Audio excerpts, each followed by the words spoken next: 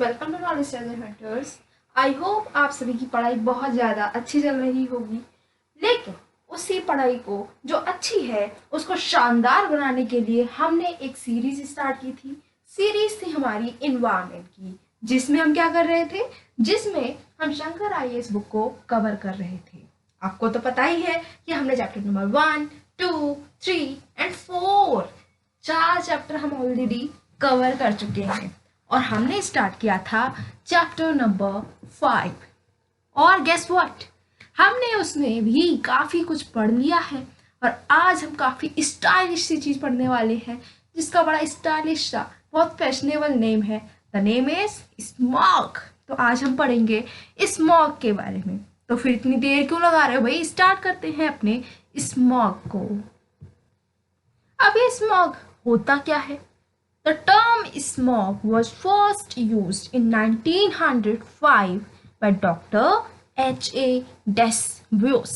ठीक है, तो ये जो टर्म है स्मॉग, ये वर्ड निकल कर आया है, ये स्मॉग वर्ड जो है ये किसने दिया था सबसे पहले? तो पहली बात तो ये 1905 में दिया गया था और वो भी दिया था डॉक्टर H.A. डेसव्योस ने। ठीक है, अब ये जो स्मॉग वर्ड है अपना, ये आया कहाँ से है? आपको नहीं लगता इसको देखकर कि कुछ दो वर्ड इसके जैसे हमने सुने हैं? तो हाँ, बिल्कुल सही लगता है आपको। ये जो वर्ड स्मॉग है ये कॉम्बिनेशन है दो वर्ड्स का। Smog is the combination of two words. कौन से टू वर्ड्स है भाई? Smoke and fog. Smoke plus fog बन गया आपका स्मॉग।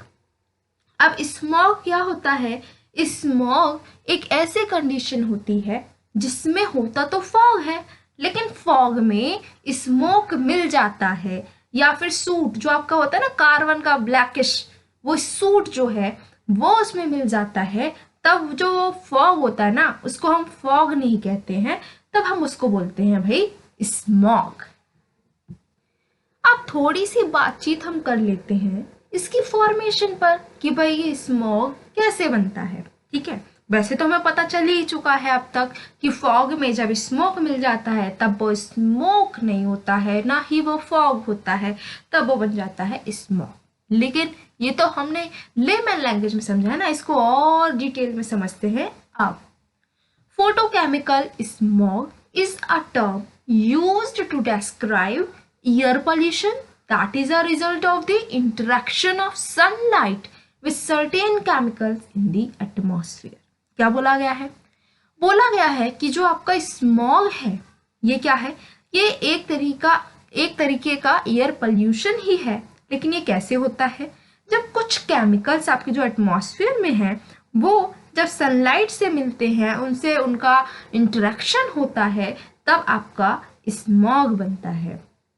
इसमें कौन कौन से केमिकल्स हैं भाई? तो पहला जो प्राइमरी कंपोनेंट है वो है आपका ओजोन।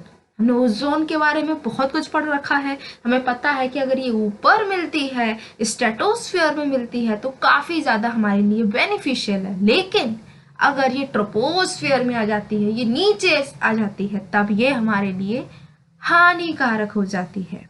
तो वही जो हानिकारक वाली ओजोन है, जब वो आपके एटमॉस्फेयर में घुल मिल जाती है और उसका इंटरेक्शन होता है सनलाइट से, तब स्मॉग बनता है। While ozone in the stratosphere protects Earth from the harmful UV radiation, ozone on the ground is hazardous। ये तो हमने अभी बात की थी। Ground level ozone is formed when vehicle emissions containing nitrogen oxides and volatile organic compounds from paints, solvents, printing inks, petroleum products, vehicles interact in the presence of sunlight। अब बात यह है कि भाई ऊपर का तो समझ में आता है कि ओजोन मिलती है, बहुत सही, लेकिन अब ये नीचे ओजोन कहाँ से आ जाती है? बनती कैसे है नीचे? ठीक है, क्या ऊपर वाली नीचे आ जाती है? आंसर इज नो, ऊपर से नीचे नहीं आ रही है ओजोन। ये तो हमारी बढ़िया बढ़िया हरकतें हैं जिनकी वजह से हम ओजोन बना दे रहे हैं। क्या हरकतें हम करते हैं? जैसे कि भाई व्हीकल्स, हद से ज्यादा व्हीकल्स, भाई रोड पर जितने इंसान नहीं दिखेंगे उतने तो व्हीकल्स दिख रहे हैं। हमें जरा सी दूर को जाना है, अभी कार लेकर जाएंगे, भले अकेले हमें को जाना हो, राइट? तो ये क्या है, अब हमें शो ऑफ करने की बहुत आदत हो गई है, राइट? थोड़ी सी दूर पैदल जा नहीं सकते हम, कॉलेज जाना है तो हम अगर कॉलेज पैदल भी जा सकते हैं ना, तब भी जाएंगे किससे? कार से जाना है। अब वो स्कूटी और बाइक वाले दिन चले गए, अब तो सीधे कार, भाई कार से जाना है। हम तो ये सोच रहे हैं कहीं किसी दिन कोई ये ना कहते कि भाई चौपर ही मंगा दो, है ना। ये हो गया, ये हमारी हरकतें हैं कि व्हीकल्स। बाकी घर को पेंट करते हैं भाई, ये तो करते ही करते हैं, हर कोई करता है। तो पेंट से भी निकलता है आपका नाइट्रोजन ऑक्साइड्स, सॉल्वेंट्स हो गए बहुत सारे। फिर प्रिंटिंग इंक्स काफ़ी ज़्यादा ज़रूरी है हमारे लिए, लेकिन इसका भी एक इफेक्ट होता है कि क्या निकलता है इससे? नाइट्रोजन ऑक्साइड्स निकलती हैं, पेट्रोलियम प्रोडक्ट से निकलती हैं, व्हीकल से निकलती हैं। और ये सब जब इंटरेक्ट कर रही हैं सनलाइट की प्रेजेंस में, तब मतलब जो नाइट्रोजन ऑक्साइड जो इन सब चीज़ों से निकलता है वो सनलाइट की प्रेजेंस में इंटरेक्ट करता है, तब आपकी क्या बनती है? ग्राउंड लेवल ओजोन बनती है। Smog refers to hazy air that causes difficult breathing conditions. Smog अब देखकर कैसे पहचानेंगे भाई? दिल्ली में लोग रह रहे हैं उनको तो पता ही होगा, लेकिन कुछ जगह अभी भी ऐसी बची हैं हमारी इंडिया में जहाँ पर स्मोक की प्रॉब्लम नहीं है, तो उनको कैसे समझ आएगा कि स्मोक क्या है? स्मोक क्या है? एक ऐसी एयर है जो हेजी है, जिसमें कुछ साफ सुथरा हमें कुछ सामने का दिखता ही नहीं है कि क्या हो रहा है, ठीक है। ऐसी एयर जहाँ से आसपास हमें कुछ दिखता नहीं है, सब जगह धुंधला धुंधला हो जाता है, और जिससे हमें ब्रीथ करने में प्रॉब्लम होती है। उस कंडीशन को हम बोलते हैं कि भाई ये जो आपका हो गया है, ये फिनोमिना स्मॉग है। It is a combination of various gases. बहुत सारी गैस जो हैं, वाटर वेपर, डस्ट, इन सबसे मिल जाती हैं, तब स्मॉग बन जाता है। Its occurrence are often linked to heavy traffic. अब ये जो होता है, अगर स्मॉग है तो समझ लो ट्रैफिक भी बहुत ज़्यादा होगा, टेम्परेचर भी ज़्यादा होगा, और विंड्स भी धीरे धीरे चलेंगी, बहुत तेज़ विंड्स नहीं चल रही होंगी, ठीक है। तो ये चीज़ आपको याद रखनी है कि क्या होगा? Heavy smog, heavy traffic, heavy temperature and calm winds, ठीक। During the winters, wind speeds are low and cause the smoke and fog to stagnate near the ground, hence pollution levels can increase near ground level. Winters में क्या होता है कि wind की speed काफ़ी ज़्यादा धीरे हो जाती है, और इसकी वजह से आपका स्मोक, अब देखो विंटर्स में क्या है, स्पीड आपकी हवा की कम है और स्मोक ज़्यादा होता है, क्योंकि अब ज़्यादातर लोग क्या करते हैं भाई, आग जला लो, बहुत ठंड लग रही है आग जला लो, ठीक है। तो आग जलाते हैं, हर जगह पर ज़्यादातर होता है आग जल गई है, कोई आग जला रहा है, ठीक है, वॉन फायर्स हो रही हैं, तो ये सारी चीज़ें, इनसे स्मोक हो रहा है। अब स्मोक हो रहा है और आपकी विंड्स भी है नहीं जो उड़ा कर ले जाए अपने साथ में, तो स्मोक और फॉग तो होता ही है विंटर्स में। तो फॉग और स्मोक जब मिक्स हो जाते हैं, वहीं पर स्टैग्नेंट रहते हैं और पॉल्यूशन लेवल आपका बढ़ जाता है। Smoke particles trapped in the fog gives it a yellow or black color, and this smoke often settled over cities for many days. ठीक है, ये नहीं है कि भाई सुबह को हुआ और दोपहर में साफ हो जाएगा, बिल्कुल साफ नहीं होगा, बहुत दिनों तक वैसे की वैसी कंडीशन रहती है स्मॉग की, ठीक है। कलर कैसा होता है इसका? येलो हो सकता है, ब्लैक भी हो सकता है। क्यों होता है? क्योंकि फॉग के अंदर कई सारे स्मोक पार्टिकल्स आपके ट्रैप्ड हो जाते हैं। अब ये जो स्मॉग हुआ हो गया, कोई बात नहीं है, लेकिन क्यों पढ़ रहे हैं हम इसको? इसके कुछ इफेक्ट्स भी होते हैं क्या? तो हाँ, इसके बहुत सारे इफेक्ट्स होते हैं जिनको हमें पढ़ना है, जैसे कि it harms visibility and harms the environment. सबसे पहली चीज़ हमने देखी थी कि स्मॉग जो होता है उसमें हवा जो है, एयर जो है, वो हेजी हो जाती है।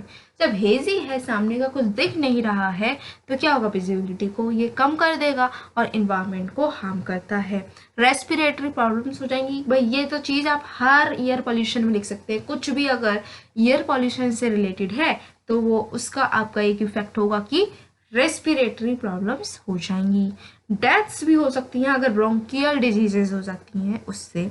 हैवी स्मॉग जो है उससे क्या होता है, बस ये अच्छी चीज़ है क्या कि अगर स्मॉग ज़्यादा होता है तो यूवी रेज नीचे नहीं आ पाती हैं, ठीक है, ये बढ़िया चीज़ है भाई। Heavy smog results in decrease of natural vitamin D. अब क्योंकि आपको पता है कि सनलाइट जो है उससे हमें विटामिन डी मिलती है, ठीक है। अब सनलाइट नीचे आ नहीं पा रही है, हेजी एयर हो चुकी है, तो उसकी वजह से स्मॉग की वजह से जब सनलाइट नीचे नहीं आएगी तब क्या होगा? विटामिन डी हम तक नहीं पहुंच पाएगी, और उससे जब विटामिन डी की कमी हो जाएगी तो रिकेट्स जो एक डिजीज है उसकी प्रॉब्लम काफ़ी ज़्यादा बढ़ जाएगी। अब बात करते हैं इंडोर एयर पोल्यूशन के बारे में। इंडोर एयर पोल्यूशन नाम से ही पता चल रहा है कि ऐसा एयर पोल्यूशन जो कि घर के अंदर हो रहा है उसको हम बोलते हैं एयर पोल्यूशन, वो भी कौन सा, इंडोर। ये क्या है? It refers to the physical, chemical and biological characteristics of air in the indoor environment within a home or an institution or commercial facility. इसका मतलब क्या है कि आपकी जो इंडोर इन्वायरमेंट है, ठीक है, जैसे कि आपका घर हो सकता है, आप कहीं कोचिंग पढ़ने जा रहे हैं, कोई इंस्टीट्यूशन है, कोई बैंक है, कहीं पर भी, ठीक है, वहाँ का, या फिर आपकी कोई कॉमर्शियल फैसिलिटी है, कोई इंडस्ट्री है, कोई शॉप है, कोई मॉल है, ये कोई भी ऐसा इलाका जो इंडोर है, वहाँ की जो एयर है उसकी फिजिकल, केमिकल, बायोलॉजिकल फीचर्स कैसे हैं ये बताता है इंडोर एयर पोल्यूशन में। ठीक है, क्या कि किसी भी बंद इलाके में, जैसे इंडोर मीन्स क्या होता है, कोई बंद, ठीक है, जैसे आपका रूम है, आपका हाउस है, ये सारी चीजें होती हैं, तो वहां पर जो हवा मिल रही है उसकी फिजिकल कैरेक्टरिस्टिक्स कैसी हैं, केमिकल कैरेक्टरिस्टिक्स कैसी हैं, या फिर बायोलॉजिकल कैरेक्टरिस्टिक्स कैसी हैं। Indoor air pollution is a concern where energy efficiency improvements sometimes make houses relatively airtight। अब देखो ये इंडोर एयर पोल्यूशन आखिर होता क्यों है, इंडोर एयर पोल्यूशन क्यों हो रहा है? अब आपको पता है ना कि अब अर्बनाइजेशन हो गया भाई। पहले क्या होता था, सब पूरा घर, जो गांव के घर होते थे वो खुले हुए होते थे, लेकिन अब क्या है, अब सबके घर में एसी है। अब एसी के लिए तो चाहिए होता है कि बंद होना चाहिए, कोई भी स्पेस अगर बंद होगा तभी वो कूलिंग इफेक्ट देगी, है ना। तो क्या है कि एनर्जी को बचाने के लिए कभी कभी जो हाउसेस हैं वो एयर टाइट बनाए जाते हैं, वेंटिलेशन उसमें कम हो जाता है।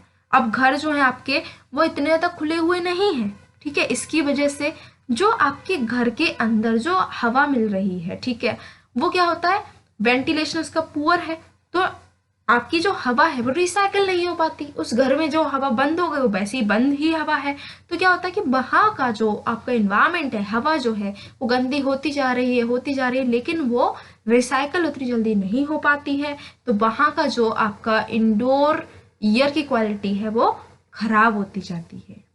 ठीक है, समझ में आया? जैसे आप एक ऐसे एग्जांपल ले लो, एक रूम है जिसमें कोई विंडो नहीं है, कोई वेंटिलेटर्स नहीं है, ठीक है, अब वहां पर आप चले गए, ठीक, आपको वहां पर बंद कर दिया गया। अब आप क्या कर रहे हो, रेस्पिरेशन कर रहे हो। रेस्पिरेशन करने से क्या होता है भाई, CO2 आप बाहर निकाल रहे हो, ऑक्सीजन का इंटेक कर रहे हो। अब कुछ टाइम तक तो वहां की जो ऑक्सीजन है वो इतनी है कि आपको ऑक्सीजन मिलती रहेगी, आपको अच्छा लगता रहेगा, लेकिन एक पॉइंट ऐसा आएगा जब आपकी दम घुटने लगेगी। क्यों हो रहा है ऐसा? क्योंकि अब वो हवा जो आपकी रूम में है, जो बिल्कुल बंद है, वहां की हवा में CO2 जो आपने अभी तक इनहेल एक्सेल करने के टाइम पर निकाली है, वो CO2 ज्यादा हो गई है, ऑक्सीजन की कमी हो गई है, रिसाइकल वो हो नहीं पा रही क्योंकि वेंटिलेटर्स नहीं है, विंडोज नहीं है, कुछ भी नहीं है, डोर भी बंद है, इसीलिए आपको लगता है कि दम घुट रही है। तो ये क्या हुआ, उस रूम की जो हवा है उसकी क्वालिटी खराब हो चुकी है। यही है इंडोर एयर पोल्यूशन। ठीक है, indoor air pollution can be subtle and do not always produce easily recognized impacts on health। खतरनाक चीज क्या है कि छुपा हुआ रहता है, आपको पता ही नहीं चलेगा कि आपकी जो हेल्थ है उस पर इम्पैक्ट पड़ रहा है, वो एयर पोल्यूशन की वजह से पड़ रहा है, जो कि आपके घर में है। आप तो सोचेंगे कि हमारा घर बहुत सुपर कूल घर है भाई, हमने बहुत आलीशान घर बनाया है, इसमें कोई कीड़े मकोड़े भी नहीं आ सकते हैं, इतना बंद हमने घर बनाया है। लेकिन आप ये भूल जाते हो कि इतने बंद घर में आपने हवा का भी आना जाना बंद कर रखा है, राइट। तो क्या होता है कि जो आपके हेल्थ पर इम्पैक्ट है वो इतनी ज्यादा नहीं पड़ता। कहीं पर आप सोचो, कहीं पर धुआं निकल रहा है, वहां पर अगर आपको खांसी आ रही है तो आप समझ जाओगे इस धुएं की वजह से आ रही है, लेकिन घर में अगर आपको खांसी आ रही है तो आप ये थोड़ी ना कहोगे कि घर का एयर पोल्यूशन हो रहा है उसकी वजह से खांसी आ रही है, नहीं होता है ऐसा, राइट। तो यही क्या है कि ये छुपा हुआ रहता है, आपको पता नहीं चलता है जल्दी कि एयर पोल्यूशन हो गया है हमारे घर में। Different conditions are responsible for indoor air pollution. अब ऐसा नहीं है कि सिर्फ जो आपके अर्बन एरियाज हैं, जो बहुत बड़े बड़े बंगला और फ्लैट बने हुए सिर्फ वहीं पर ये वाला एयर पोल्यूशन होता है, ये गांव में भी होता है, लेकिन दोनों ही जगह पर रूरल एरिया और अर्बन एरिया की जगह है जो वहां पर रीजन्स डिफरेंट होते हैं।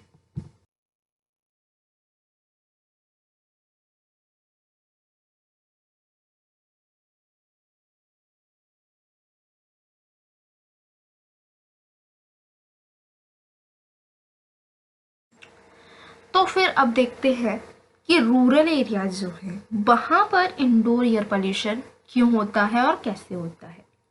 It is the rural areas that face the greatest threat from indoor pollution, where people rely on traditional fuels such as firewood, charcoal, cow dung for cooking and heating. जो आपके गांव के areas हैं, गांव का नाम सुनते ही अगर आपको किचन में ले जाया जाए तो आपको सबसे पहले इमेजिनेशन क्या होती है कि भाई चूल्हा जल रहा है और जो लेडीज है वहां की वो आंसू पोंछती जा रही हैं और खाना बनाते जा रही हैं, धुआं बहुत ज्यादा हो रहा है ना। यही आपको सीन नजर आता है। तो यही रीजन है, आपका मेन रीजन है कि वो लोग जो है वहाँ के ट्रेडिशनल फ्यूल्स का यूज कर रहे हैं, लकड़ी जला रहे हैं, कोयला जला रहे हैं, या फिर जो होते हैं ना कंडे होते हैं कावडंग, ठीक है, उसके तो वो उसका यूज कर रहे हैं खाना बनाने के लिए और हीटिंग के लिए। और इससे क्या होता है, काफी ज्यादा स्मोक होता है। Burning such fuels produce large amount of smoke and other air pollutants। अब ऐसा कुछ जलाएंगे तो धुआं तो होता ही है, और इससे क्या होता है कि हाई एक्सपोजर होता है। लेकिन सबसे ज्यादा असर किस पर होगा, भाई गांव है, गांव में क्या होता है, कहा जाता है कि जो आपके जो मैन है वो जाकर आपके खेतों में काम कर रहे हैं या फिर कहीं से भी मतलब इकोनॉमिक एक्टिविटी में इंडल्ज्ड है और वो आपका पैसा कमा रहे हैं, बाहर है, घर से बाहर। घर में रहकर वीमन जो है वो क्या करते हैं, खाना बनाती हैं, बच्चे घर में खेलते हैं, राइट। तो क्या है, सबसे ज्यादा उस धुएं में कौन एक्सपोज होगा, पहली बात तो वो वीमन जो खाना बना रही हैं उस धुएं के पास में बैठकर, दूसरे पे बच्चे जो खेल रहे हैं। तो वीमन और जो चिल्ड्रन है वो बहुत ज्यादा ही वल्नरेबल होते हैं इस स्मोक से। Although many hundreds of separate chemical agents have been identified, smoke जो है उसमें कई सौ, ठीक है, केमिकल एजेंट्स होते हैं जो निकलते हैं, लेकिन 4 सबसे ज्यादा सीरियस पॉल्यूटेंट्स इससे निकलते हैं, जैसे कि particulate matter, carbon monoxide, polycyclic organic matters and formaldehyde. ये आपको चारों याद करने हैं, ठीक है। क्या करना है, इनको याद करना है कि स्मोक जो ये आपके जो ट्रेडिशनल फ्यूल्स हैं इनको जलाने से होता है उसमें क्या क्या निकलता है।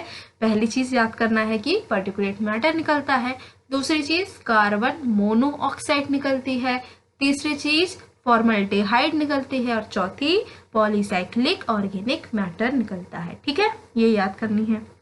आई होप आपको फिर से अभी याद हो गई होंगी, है ना। अब आपका काम क्या है, यहाँ पर आपका काम ये है कि आपको कमेंट बॉक्स में बताना है कि अभी गवर्नमेंट की कौन सी ऐसी स्कीम चल रही है जिसका मेन मोटिव है कि ये जो ट्रेडिशनल फ्यूल्स कुकिंग के लिए यूज होते हैं इनको रिप्लेस कर देना है एलपीजी से।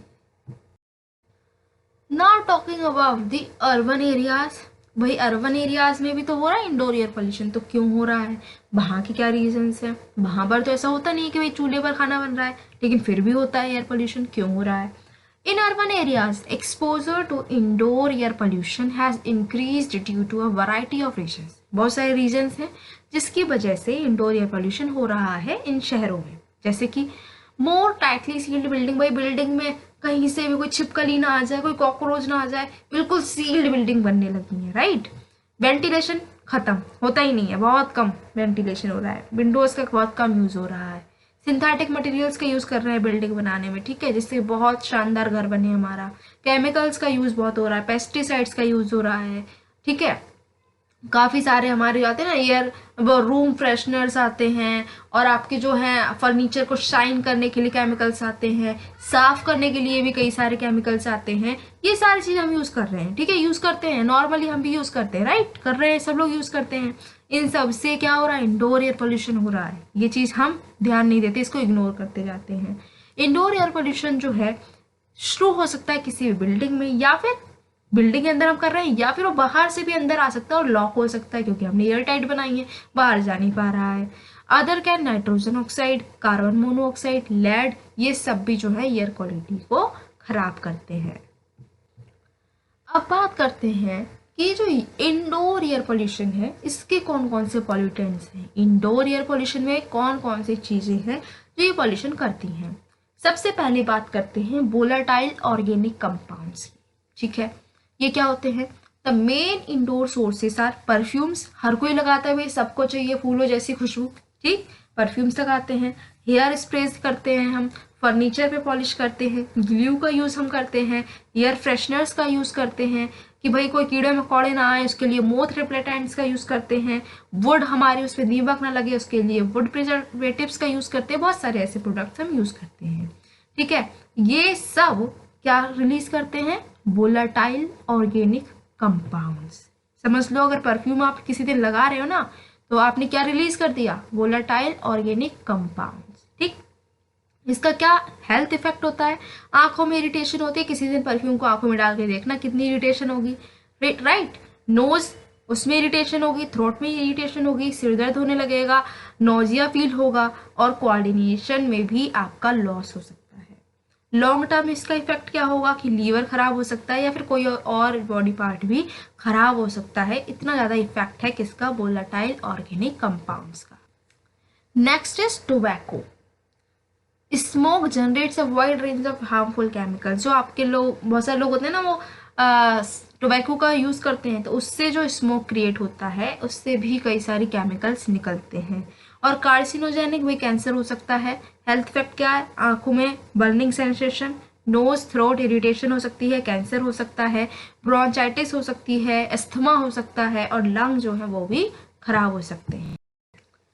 Next is biological pollutants. Biological pollutants भी हो सकते हैं जैसे कि पॉलन, प्लांट से पॉलन आता है, ठीक है। माइट, हेयर, जो पेट्स के हेयर होते हैं, अब देखो शहरों में हर कोई पेट्स जरूर पालना चाहता है, राइट, तो उसके हेयर।